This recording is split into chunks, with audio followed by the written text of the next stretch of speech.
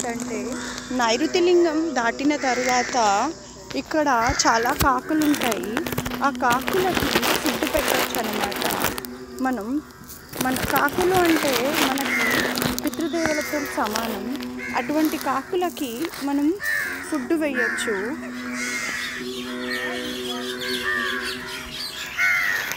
అంటే నాకైతే దొరికింది అని అనుకుంటున్నా. ఎందుకంటే అంటే నేను మా పితృదేవతలకి కరెక్ట్గా పెట్టాను అని అనుకుంటాను. ఇటువంటిది ఈ అరుణాచలంలో మనకి లభిస్తుంది. మర్చిపోకుండా కాకులకి ఫుడ్ అనేది నేను ఇప్పటివరకు పెట్టలేదు. ఈ అరుణాచలంలో ఈరోజు చూసిన తర్వాత నేను ఇలా కాకులకు పెట్టాలి అని చెప్పి అనుకున్నాను.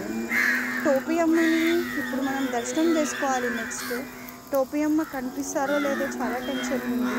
బట్ ఎందుకో కాకులని నాకు చూపించాలనిపించింది. ఇలా కాకులు వచ్చి కింద కూర్చుని ఫుడ్ని తింటున్నాయంటే నిజంగా ఆ కాకుల్లో చాలా ఓల్డ్ ఏజ్ కాకులు కూడా ఉన్నాయి. సో నేనైతే చాలా బ్లెస్గా ఫీల్ అవుతున్నా. మూగజీ వాళ్ళకి ఫుడ్ పెట్టాలి అని అంటారు. అదే శివ స్మరణ అని చెప్పి నేను విన్నాను.